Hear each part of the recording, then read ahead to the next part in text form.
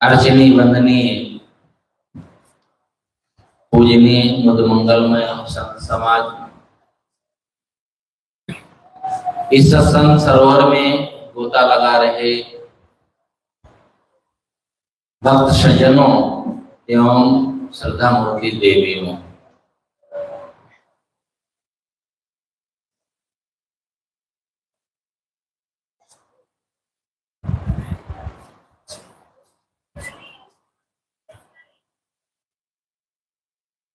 हम सब कुछ बन जाते हैं लेकिन जो है वह नहीं बन पाते हैं। आप लोग कहेंगे बड़ी विचित्र बात है कि हम जो हैं वो कैसे नहीं बन पाते, वो तो बने बनाए हैं। यदि हम आपसे पूछें आप कौन हैं, तो इसमें से कोई कहेगा मैं डॉक्टर हूं, कोई कहेगा मैं हिंदू हूं, कोई कहेगा मैं मुसलमान हूं, कोई कहेगा मैं पटेल हूं, कोई कहेगा मैं तो साधु हूं। इस तरह से पता नहीं कितनी बातें अपने ऊपर लेबल लगा करके लोग बताएंगे। लेकिन क्या इन सब बातों में कोई बात सही है? ये डॉक्टर होना, मास्टर होना, हिंदू होना, मुसलमान होना, ये सब कब से हुआ? जन्म के बाद। जन्म लिए तब आप ना हिंदू थे ना मुसलमान थे। कोई भी बच्चा जन्म ले, अगर एकांत में हो पाला जाए और कोई बताए ना, तो इन सब लेवल को कोई लगा नहीं सकता किसी भी बच्चे पर। लेकिन एक लेवल सभी लोग लगा देंगे। पूछेंगे कौन है, तो सब लोग ये कह सकते हैं ये मनुष्य है, मनुष्य का बच्चा है। इसमें किसी को संदेह होगा? नहीं होगा। और जो हम हैं वो आज तक नहीं बन पाए, मनुष्य नहीं बन पाए, सब कुछ बन गए। डॉक्टर बन गए, मास्टर बन गए। अभी हमारे जो साथी बता रहे थे बहुत सुंदर ढंग से, एक उदाहरण के माध्यम से, कहानी के माध्यम से समझाए। अगर वो आदमी डॉक्टर बन गया तो क्या हुआ? धन भले कमा लिया हो, लेकिन पुत्र नहीं बन पाया। मूल में कहे तो वो मनुष्य नहीं बन पाया, उसके अंदर मनुष्यता नहीं आ पाई। मनुष्यता जिसके अंदर आ जाएगी वह ऐसा व्यवहार करेगा भला? आप लोग जिस युग में हैं अभी कुछ गनीमत है। शायद 50-100 साल बाद, 100 साल तो ज्यादा हो जाएगा, 50-25 साल बाद भी एक ऐसा आएगा समय, तो लगेगा माता पिता को पहचानना पड़ेगा कि ये तुम्हारे माता पिता हैं। बच्चा पहचानने से भी इनकार कर देगा, क्योंकि वह मनुष्य नहीं हो पा रहा है। अपने कर्तव्य का पालन जो नहीं कर पाता है वह अपनी सही भूमिका नहीं निभा पाता है। मुझे इसी बीच में एक उदाहरण याद आ गया, एक बिल्कुल इसी घटना से मिलता जो हमारे साथी ने सुनाया। एक लड़का शहर में ऊंचे पद पर सर्विस करने लगा। उसके माता पिता गांव में थे। पिता का शरीर छूट गया तो उसने सोचा माता को अपने पास रख ले, लेकिन उसकी बहू नहीं चाहती थी। बहुत कोशिश किया लेकिन वो नहीं चाहिए। सोचा अब क्या करें, गांव में अकेली कहाँ रहेगी। तो उसे माँ को बहाने से ले जाकर के एक वृद्धाश्रम में छोड़ दिया और चला आया। लेकिन उसका लगाव रहा बेटे का, तो उसने क्या किया कि हर महीने 1000-2000 रुपए माँ के लिए भेज देता था उस वृद्धाश्रम को, ये कह करके मेरी माँ की ठीक से सेवा हो। तो वृद्धाश्रम में सारी व्यवस्था थी, तो पैसा जो था वहां के व्यवस्थापक उस माँ को दे देते थे, ये तुम्हारे बेटे के द्वारा भेजा गया है। वहां सारी व्यवस्था थी, उसको जरूरत नहीं पड़ती थी, तो पैसा रखती गई। जब उसे लगा कि अब तो जीवन का अंत है, तो उसने एक दिन एक चिट्ठी लिखी और उस चिट्ठी में लिखा, बेटा तुम बहुत धनी हो, पैसे वाले हो, तुम अपनी माँ के लिए बहुत कृपा करके पैसा भेजते रहे और बड़ा प्यार रहा। शायद तुम्हारा बेटा हो, उसके पास पैसा ना हो या उसको तुम्हारे सेवा करने की इच्छा ना हो, तो पैसा तुम्हें ना भेज सके और तुम्हें जरूरत लगे तो यह पैसा तुम्हारे काम आएगा। और वो पैसे में वो चिट्ठी लिख करके और कुछ दिन में खत्म हो गई। जब उसे सूचना मिली तो चिट्ठी भी दिया संचालक ने वृद्धाश्रम के, और साथ साथ में वो पैसा भी दिया। जब ये बात उसने पढ़ी तो उसके पैरों के नीचे से जमीन खिसक गई, क्योंकि आदमी के अंदर मनुष्यता है, लेकिन वो मनुष्यता को प्रकट नहीं कर रहा है।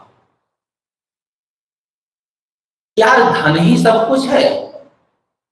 गुरुदेव जी का मंत्र याद रखें सब लोग, धन नहीं होता है, जन धन होता है।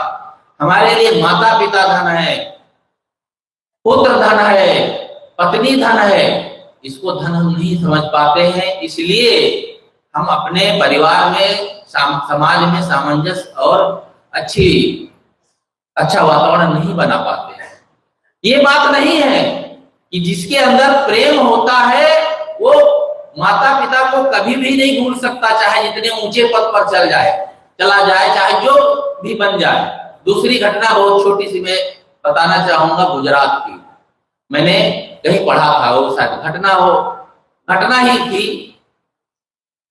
एक लड़का पढ़ा लिखा, माँ गरीब थी, लेकिन पढ़ाई तो इतना इंटेलिजेंट था कि पढ़ लिख करके अमेरिका चला गया, और उसको वहां पर कोई सर्विस ऐसी मिली कि जिसमें आज से 20 साल पहले उसे 17 लाख रुपए भारतीय मिलते थे, 17 लाख। लेकिन जब यहाँ उसके जो माता पिता थे, अकेला लड़का था, माता पिता गांव में रहते थे। कुछ दिन में जब पिता का शरीर छूट गया तो माँ को सोचा अपने पास रख ले। माँ को बुलाना चाहा, माँ तैयार नहीं हुई, बहुत कोशिश किया। तो उसने कहा, माँ यदि मेरे पास आप नहीं आओगी तो मैं नौकरी छोड़कर चला आऊंगा। माँ तैयार ना हुई तो वहां रिजाइन दे करके गुजरात अपने माँ के पास चला आया अमेरिका से, और माँ की सेवा किया। माँ ने कहा, बेटा तुमने क्या किया, इतनी ऊंची नौकरी, इतना बढ़िया व्यवस्था कहाँ मिलेगी, यहाँ चले आए। खैर कोई बात नहीं, तुम्हारा प्रेम है तो यहाँ रहो, लेकिन शादी कर लो तो बहू आ जाए तो मेरी सेवा करेगा। नहीं, बहू क्यों सेवा करेगी? पाला तुमने मुझे जन्म दिया, पाला पोसा सब कुछ तुमने किया, तो मेरा कर्तव्य बनता है मैं भी तुम्हारे पास रहकर सेवा करूं। माँ ने बहुत जिद किया, लेकिन उसने जब तक माँ जिंदा रही शादी ही नहीं किया। वो स्वयं सेवा करता, सारे काम नौकर करे, लेकिन माँ की सेवा स्वयं करता। और जब माँ का शरीर छूट गया तो उसने शादी वादी की, फिर अपना अमेरिका में सेटल हो गया। कहानी कहने की जरूरत नहीं है, सब घटनाएं हैं। वो मनुष्य बन गया, वो बेटा बन गया। तो आज एक ऐसा उदाहरण पेश कर दिया, और दूसरा उदाहरण जो हमने सुना, वो मनुष्य नहीं बन पाया तो बेटा क्या बनेगा? हम सब कुछ बन जाते हैं। आज इसी पर घमासान मचा हुआ है। हम लोग राजनीतिक चर्चा ज्यादा करते नहीं है, क्योंकि राजनीतिक लोग जो होते हैं ना, वो सब अपने स्वार्थ सिद्धि के लिए बहुत तमाशा करते हैं। लेकिन वो तमाशा हम सबके सामने तो आता है। हिंदू मुसलमान लेकर के बिना मतलब के झगड़े हो रहे हैं, झंडा ऊंचा रहे हमारा। ऐसी ऐसे घटनाएं सुनने में आती हैं जिनके ना सिर है ना पैर है, ना तो उसके पीछे कोई महत्व है, उसके पीछे कोई कारण भी नहीं है, और उस घटनाओं को अंजाम दे करके समाज में विद्वेष फैलाया जा रहा है और समाज को तोड़ा जा रहा है। हम लोगों से आप लोग ये सब ज्यादा जानते हैं। ये क्यों है? क्योंकि हम हिंदू मुसलमान सिख ईसाई तो सब बन जाते हैं, और इस मजहबों के नाम पर, इन जातियों के नाम पर हम तोड़े जा रहे हैं, लूटे जा रहे हैं, हमारा दुरुपयोग हो रहा है। लेकिन हम आज तक समझ नहीं पा रहे हैं। पता नहीं आप लोग समझते कब समझेंगे? इन नेताओं के पास बहुत बड़ी बुद्धि होती है क्या, कि उनके चुंगल में ऐसा फंस जाते हैं कि कुछ समझ में ही नहीं आता है। समझ में आ जाता है कभी कभी, जैसे अभी नेपाल में आ गया, लोगों को समझ में आ गया, बस 2 दिन के अंदर तख्ता पलट करके रख दिया, और वहां के जो नेता भ्रष्टाचारी थे उनको ऐसा सबक सिखाया कि इतिहास में शायद ये पहली घटना होगी। 2 दिन में इन नाविकों के पर ही मत क्यों डालो। जरा आप लोग इतने बुद्धिमान हो, ये लड़ाई करने की, तख्ता पलटने की जरूरत शायद कभी पड़े जब अति हो जाए, लेकिन अपने जीवन में तो हम समझ सकते हैं, उनकी बातों में तो को समझ सकते हैं। क्यों बातों में आ जाते हैं? इतना भी ज्ञान नहीं है, और बस हम उनके अनुसार उनकी पूछ पकड़ करके बस पीछे पीछे दौड़ पड़ते हैं। क्यों दौड़ पड़ते हैं? कि हमारे अंदर पक्षपात है, हम हिंदू हैं, इसलिए कोई हमारे लिए कुछ बोल दे बस टूट पड़े। क्या ऐसे लोगों के लड़के, ऐसे लोगों के परिवार के लोग ऐसा करते हैं? कुछ नहीं करते हैं, पढ़ते लिखते और बड़े बड़े पोस्टों पर चले जाते हैं, और आपको ये सब बेवकूफ बनाते हैं, और अब हम सब बेवकूफ बन जाते हैं। इन कम से कम जो विवेकी हैं इन पर विचार करें, इस चक्कर में बिल्कुल ना पड़े। वैसे मैं यहाँ कह तो रहा हूं, लेकिन मैं समझता हूं हमारे भक्त लोग इस सब तमाशे में नहीं पड़ते होंगे। यह समाज के लिए बहुत बड़ी बात है, और ये समझना चाहिए। तो मैं कह रहा था कि जीवन में मनुष्यता आनी चाहिए, मनुष्यता नहीं आई। कबीर साहब का पहला उद्घोष था कि हम मनुष्य बने। हिंदू मुसलमान सिख ईसाई कुर्मी ब्राह्मण जाति और धर्म के नाम पर, धर्म तो कह देते हम क्या करें, वही चल रहा है रिवाज। धर्म के नाम पर नहीं, संप्रदाय और मजहब के नाम पर, जिनको मनुष्य ने बनाया है उसके नाम पर झगड़ा है। जो शाश्वत है उसके नाम पर झगड़ा नहीं है। जो कहते हैं ना हम सनातनी हैं, सनातन हमारा धर्म है, हम उसके लिए मर मिटेंगे। अरे मरने की जरूरत ही नहीं है, लड़ने की जरूरत ही नहीं है। सनातन में कोई झगड़ा ही नहीं है। झगड़ा तो है जो हमने बनाया है, मनुष्यों ने बनाया है। बनी हुई चीज में झगड़ा होता है, उसके लिए लड़ाई होती है। जो सनातन है उसके लिए क्या लड़ाई? कोई लड़ता है कि तुम बहुत करुणावान हो, मैं तुमसे ज्यादा करुणावान बनकर दिखाऊंगा। ऐसे किसी से झगड़ा किया किसी ने? तुम बड़े दयालु हो, अरे तुमसे मैं बड़ा दयालु बनूंगा। दयालुता में, करुणा में, शील में जो सनातन है उसके लिए कोई कंपटीशन नहीं। बस कंपटीशन है जो हमने बनाया है, बस उसके लिए, और उसी में हम भूले जा रहे हैं। इसलिए मनुष्य बने, मनुष्यता आए, अपने भाई बंधुओं के साथ प्यार करें। यह कभी ना सोचे कि कौन किस मजहब का है, किस देश का है, किस क्षेत्र का है। ये सब बातें जो हैं हमारे अंदर विकार पैदा करती हैं। सदगुरु अभिलाष साहब उस समय थे, उन्हीं के समय में ही देखो जो गेट पर प्रवेश करते हैं तो बड़ा बड़ा पत्थर में लिखा हुआ है। वह पत्थर जो लिखा गया है ना, वह हम लोगों के लिए नहीं था।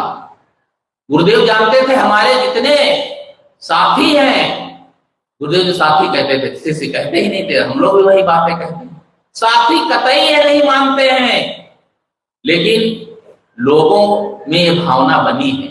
यहाँ कोई जात की बात ना करे, कोई राजनीतिक बात ना करे, कोई क्षेत्र की बात ना करे, इनको उस पत्थर में लिख दिया गया, हम पढ़ भी लेते हैं, लेकिन आज भी हमारे मन से नहीं निकल पाता है।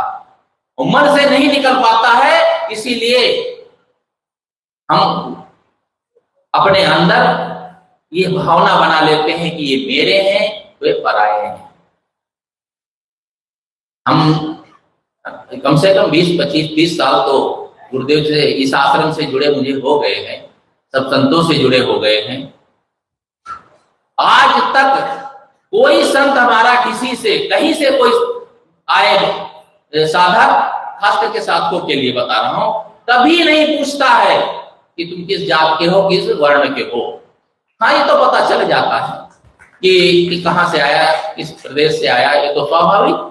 लेकिन ये इस बात को जो हमारे दिल में तोड़ती है, जहां अपना तो परायत की भावना जुड़ जाती है, ऐसी बात कभी किसी से नहीं पूछता नहीं, और हम जानते भी नहीं है। कभी कोई पूछ भी लेता, साहब हम कहते बस केवल हम ये जानते वो संत है, और आज तक मैंने कभी जाना ही नहीं, कोशिश भी नहीं किया। ये भावना सबको रखना चाहिए, और ये भावना जब तक बनी रहेगी, हम मनुष्य बने रहेंगे, हमारे अंदर मानवता आएगी, तब समझ लो हमारा जीवन, यह मनुष्य जीवन पाना सफल होगा, सार्थक होगा। मैं अपनी बात और अधिक नहीं बढ़ाऊंगा, हमारे बीच और संत गुरुजन हैं, उनकी भी विचार सुनना है, इसलिए अपनी बात यही समाप्त करता हूँ। बोलिए सद्गुरुदेव की जय।